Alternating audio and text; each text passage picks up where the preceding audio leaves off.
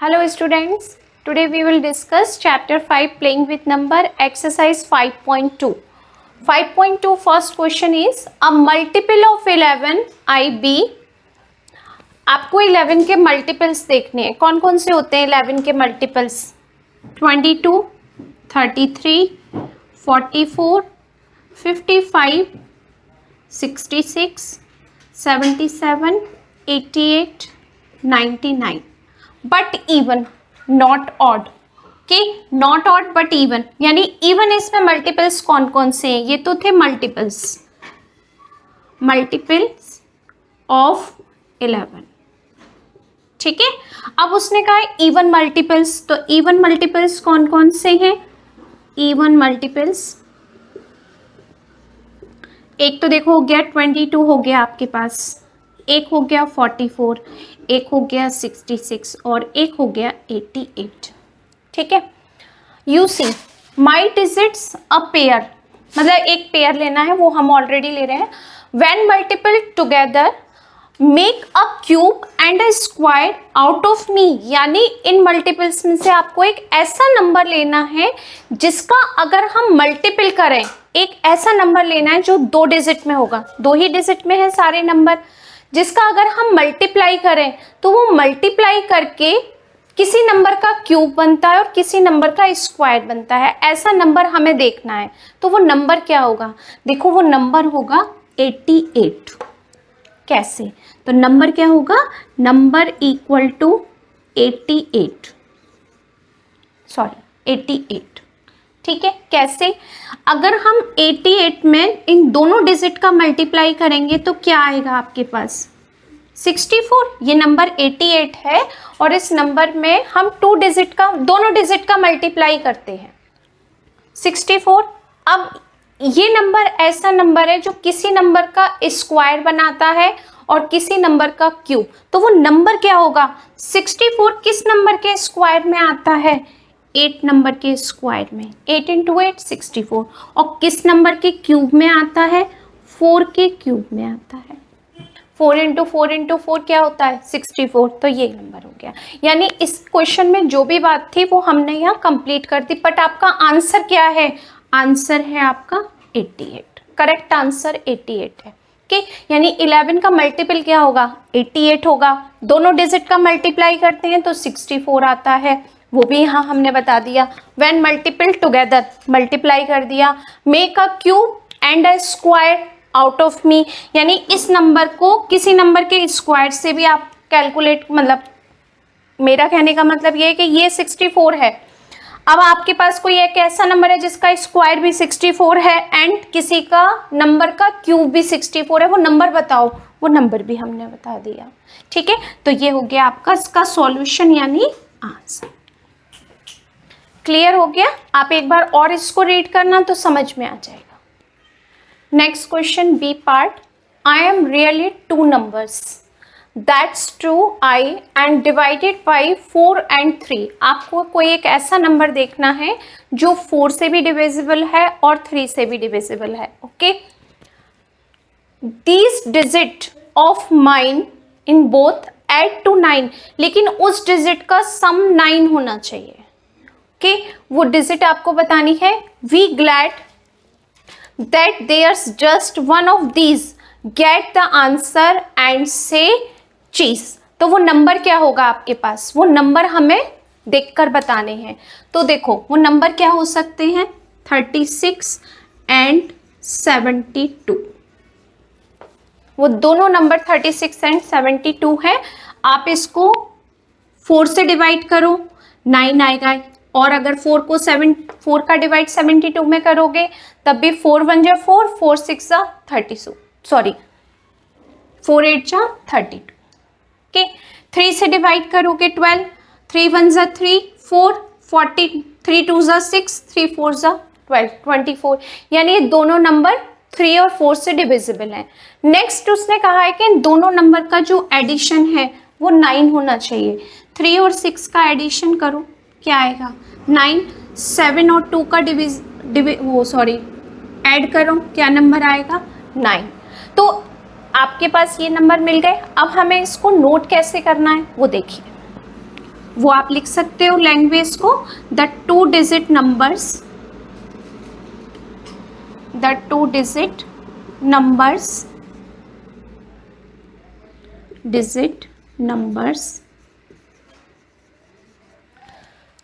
whose sum of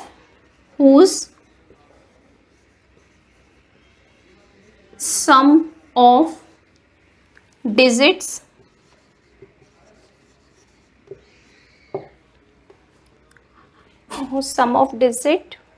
add up to 9 and also divisible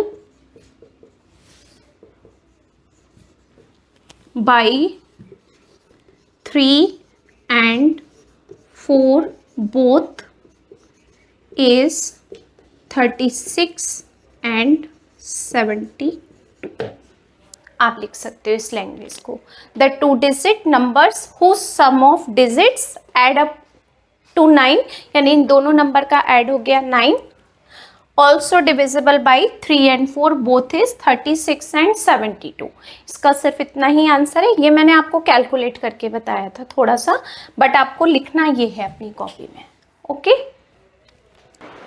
next question number 2, what is largest number that can be written using 4 2s, यानी 2 को हमें 4 times ऐसे लिखना है जिससे बहुत बड़ा एक नंबर मिले हमें। इस तरीके से हमें कैलकुलेशन करनी है, तो बहुत इजी है। इसको हम लिख सकते हैं 2 पावर 2, आपको पता है 4 होगा। अगर हम इसकी भी पावर और कर दें बड़ी थोड़ी सी, तो हमें क्या मिलेगा, एक बड़ा नंबर मिल जाएगा कैलकुलेशन के बाद। वो कैलकुलेट नहीं करना, हमें सिर्फ इतना ही आंसर देना है, यानी 4 2s को हमें ऐसे अरेंज करना है कि एक लार्जेस्ट नंबर मिले। हमने इस तरीके से इसको अरेंज कर दिया, 4 2s हो गए, 1 2 3 4, 4 2s को अरेंज कर दिया। सेकंड है रिटन यूजिंग 4 1s। अब 1 को इस तरीके से अरेंज करना है, 4 1 होने चाहिए, इस तरीके से अरेंज करना है कि लार्जेस्ट नंबर कैलकुलेट हो। 1 टाइम 1, सेकेंड टाइम 1, 11। अब इसकी भी हमने पावर कर दी 11, कितना हो गया 1 2 3 4। आपको सिर्फ इतना ही आंसर देना है। अगर 11 को 11 टाइम्स हम मल्टीप्लाई करेंगे तो एक लार्जेस्ट नंबर मिलेगा। ओके, सिर्फ इतना ही सॉल्यूशन देना है हमें इस question. Okay, next question, use 4 9s and symbol like plus, minus, multiply, divide to make a total of 100। इसमें से कोई भी सिंबल, 1 भी यूज़ कर सकते हैं हम, 2 का भी यूज़ सिंबल का कर सकते हैं, 3 सिंबल्स का भी यूज़ कर सकते हो, 4 के 4 का भी कर सकते हैं। इस तरीके से यूज़ करना है 4 9 का, 4 टाइम्स 9 आने चाहिए कि आपका जो टोटल है वो क्या हो जाए आपके पास 100, यानी प्लस का ही यूज़ होगा कि टोटल, तो प्लस ज़रूर होगा, डिवाइड भी हो सकता है, मल्टीप्लाई भी कर सकते हैं हम और एक्स्ट्रा में। ठीक है, तो वो टोटल हमें 100 लाना है। किस तरीके से ला सकते हैं हम उसको 100, अगर 99 2 9 हो गए प्लस 9/9, तो देखो 99 तो हमने ले लिया, कितने यूज़ हो गए 1 2 3 4 टाइम्स हमने 9 का यूज़ किया। ठीक है, 1 2 3 4, 4 टाइम्स 9 का यूज़ हो गया, और टोटल कितना आना चाहिए 100, यानी यहाँ पर जो नंबर आएगा वो 100 देगा। कैलकुलेशन नहीं करनी, सिर्फ आपको बताना है प्रोसेस। तो ये 100 कैसे होगा, देखो 99 तो था, 9 में 9 डिवाइड करेंगे तो 1, 99 में 1 प्लस किया तो 100 आ गया। तो यानी 4 9 का अगर हम इस टाइप से अरेंजमेंट करेंगे तो इसका टोटल आपको 100 मिल जाएगा। ठीक है, अब यहाँ पर क्या कहा है उसने, 8 टाइम्स 8 का यूज़ करना है, यानी 8 8 का यूज़ करना है। 8 बार 8 आने चाहिए, और उन सब का टोटल क्या होना चाहिए आपके पास में 1000 होना चाहिए।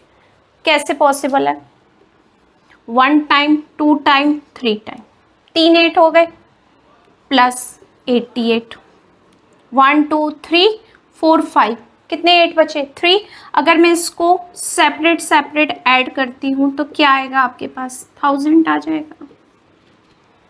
करके देखते हैं, 88 8 8 8 8 8 8 8 8 8, 1 2 3 4 5 6 7 8 1 2 3 4 5 6 7 8 8 8 8 8 8 5 टाइम्स 8 44 8 और 8 16 16 और 4 22 और इसमें ऐड किया तो 1000। ये आपको कैलकुलेट शो करके नहीं दिखाना किसी को भी, ये तो मैंने आपके लिए बताया था कि इसका टोटल 1000 हो रहा है या नहीं, ये हमने चेक किया था, हो रहा है यहाँ तो 1000। ठीक है, यानी अगर हम 8 को 8 इस तरीके से अरेंज करते हैं 8 8s को, तो वो टोटल क्या देगा आपको 1000 देगा। ओके, अब नेक्स्ट नंबर है आपको कि 5 9 का यूज करना है, 5 9s का यूज करना है और आपको टोटल 9 ही आना चाहिए, यानी आपको 5 9s को इस तरीके से अरेंज करना है कि 9 टोटल होना चाहिए। 9 9 99, इसमें से हमने माइनस, इसमें से एक सिंबल और ले लिया माइनस का। 99 माइनस 99 प्लस 9, क्या आंसर आएगा आपके पास? 9 ही तो आएगा। क्यों? 99 से 99 कैंसिल, 9 रिमेनिंग, तो 9 टोटल हो गया। इस तरीके से हमको इसको सॉल्व करना था। Okay, next question number 4, a father gave his son rupees 150, another father gave rupees 100 to his son, on adding the amount that both the sons receive, that total is 150 rupees. How is this possible? यानी एक father ने अपने सन को दिए 150 rupees. ठीक है, यानी यहाँ पर एक फादर हैं, इन्होंने 150 रुपीज़ अपने सन को दिए। ठीक है, इन्होंने यहाँ पर इसको 150 रुपीज़ दिए जो इनके पास थे, तो यहाँ से ये 150 रुपीज़ इनके सन पर चले गए। ठीक है, अब इन्होंने अपने सन को दिए S1, ये 150 रुपीज़ में से इन्होंने 100 रुपीज़ दे दिए, तो इनके पास कितने रुपीज़ बचे? अब 50 रुपीज़ रिमेनिंग है, क्योंकि 100 रुपीज़ दे दिए। अब जब इन्होंने ये कहा है कि that both the sons receive that total is 150, दोनों जो सन हैं उनका टोटल 150 होगा। How is possible? देखिए कैसे, ये ग्रैंडफादर हैं, इनके सन ये हैं और इनके सन ये हैं। ठीक है, तो इस सन के ये तो फादर हुए ना,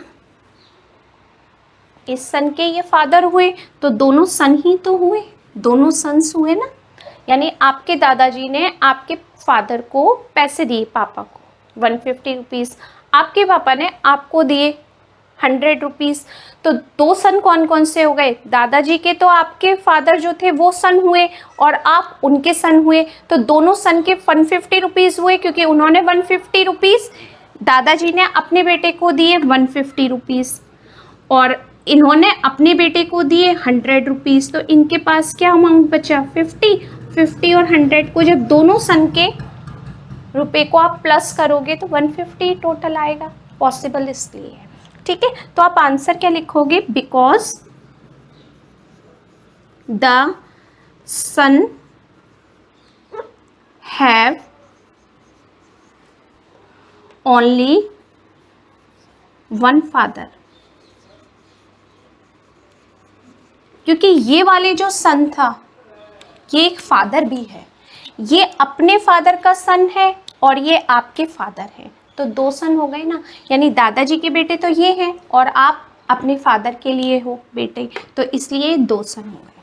ठीक है, आपको सिर्फ इतना आंसर देना है, ये आपको समझाने के लिए बताया था। ठीक है, नेक्स्ट क्वेश्चन, ऑब्जर्व दैट, आप यहाँ एक ऑब्जर्व करो नंबर को कि अगर हम 2 नंबर्स का मल्टीप्लाई करते हैं तो आपको ये डिजिट मिलती है। ठीक है, अब जब हम इनका मल्टीप्लाई कर रहे हैं तो आप ये देखिए इसमें 1 से लेकर 9 तक सारे नंबर्स हैं। 1 2 3 4 5 6 7 8 9, यानी इस तरीके का नंबर है। अगर हमने इनका प्रोडक्ट किया तो हमें 1 से लेकर 9 तक सारे नंबर मिल गए। सेम इसी तरीके से यहाँ पर है 28 में मल्टीप्लाई 157 से है तो आंसर है 4396। अगर हम इस पूरी कैलकुलेशन को देखते हैं तो यहाँ पर 1 से 9 तक सारे नंबर हैं। 1 2 3 4 5 6 7, 8, 9. Okay. Here in both products, all the numbers from 1 to 9 are written. 2 more such products. हमें 2 एग्जाम्पल्स और देनी है इस तरीके के. तो देखिए ये तो हमें प्रैक्टिस से ही मिल सकते हैं. प्रैक्टिस करें या कहीं पर हम कोई कैलकुलेशन करते हैं तो वहाँ पर हम इसको देख सकते हैं. अदरवाइज़ इसका अभी तक तो कोई प्रोसेस है नहीं हमारे पास. ठीक है, तो हमें 2 नंबर्स और देखने हैं, 2 एग्जाम्पल्स. तो वो एग्जाम्पल क्या हो सकते हैं? 27 × 198. ये एक नंबर है. इसको अगर हम कैलकुलेट करते हैं तो हमें मिलता है 5346.